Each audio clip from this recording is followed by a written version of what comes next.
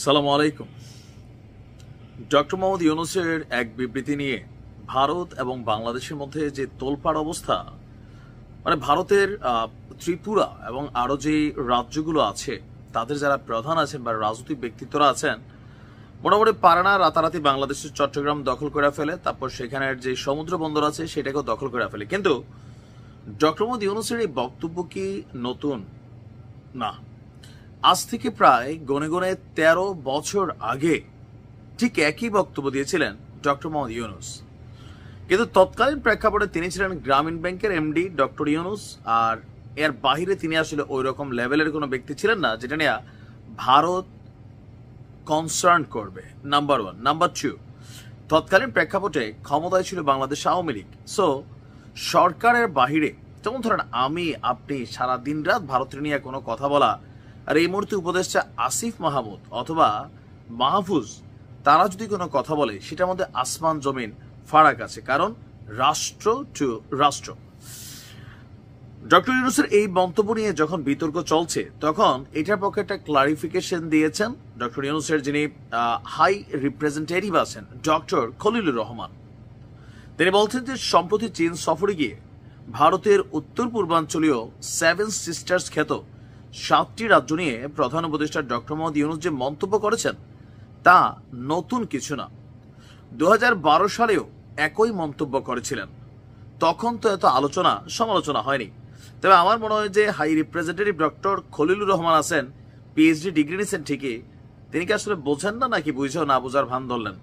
তখনকার ডক্টর ইউনূস আর আজকের ডক্টর ইউনূস কি এক জিনিস? আমি তো ভিডিওর প্রথমেই বললাম, তখন তিনি ছিলেন গ্রামীণ ব্যাংকের এমডি ভাই।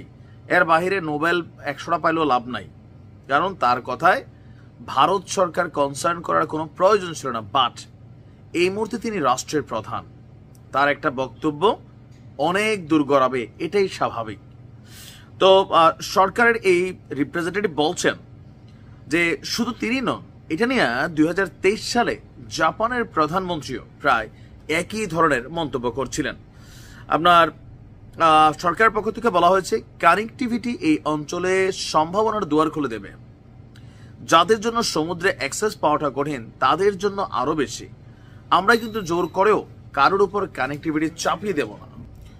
সরকারের এই হাই রিপ্রেজেন্টেটিভের বক্তব্য হচ্ছে যে প্রধান উপদেষ্টা সম্পূর্ণ সৎ উদ্দেশ্যে এই কথা বলেছেন।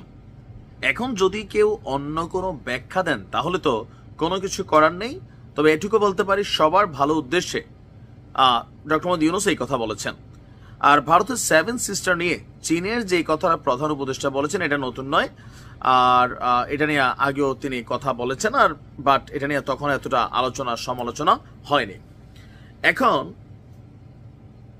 ভারত সরকার, হচ্ছে ভারতের যে রাজ্য সরকারগুলো আছে তারা যেইভাবে হুমকি ধামকি বাংলাদেশকে ভাঙা মাঝখান দিয়ে তারা সমুদ্রপথ নেবে, তারপর হচ্ছে যে রাশিয়ার মতন, তারপর হচ্ছে যে আমেরিকার মতন ট্রাম্পের স্টাইলে প্রতিবেশী রাষ্ট্রকে শাসন করতে হবে, এই ধরনের কথাগুলা বাংলাদেশের মানুষকে স্বাভাবিকভাবে এই যে একটা বৈরী সম্পর্ক আছে সরকারের সাথে ভারতের, এটা কিন্তু জনগণ টু জনগণের মধ্যে একটা রিফ্লেকশন ক্রিয়েট করছে।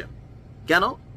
বাংলাদেশের প্রতি একটা অস্থিতিশীল পরিবেশ তৈরির জন্য ত্রিপুরার এই যে কি বলে যে আদিবাসী নেতা প্রদ্যোৎ উপাত্য না কি জানি তার নাম, সে যখন বলল যে আমাদের দেশে বসবাসকারী গারো, সাঁওতাল, খাসিয়া যারা পাহাড়ি গোষ্ঠী আছে তারা ভেতর থেকে তাদেরকে সহযোগিতা করবে, আমার কাছে গতকালকেও বলছি আজকেও বলছি, একবারের জন্য মনে হয় না দেখেন পাহাড়ি বাঙালি সমস্যা থাকতে পারে, এটা আমাদের মধ্যে ভাই ভাই লড়াই হবে, আবার আমরা ভালো হব, এইভাবেই তো বসবাস করে আসছি 1947-এর পর থেকে। এখন ভারতের একটা চাল চলতেছে বাংলাদেশকে অস্থিতিশীল করার জন্য, বাট বাংলাদেশের মানুষ সচেতন আছে, সজাগ আছে। ভালো থাকো।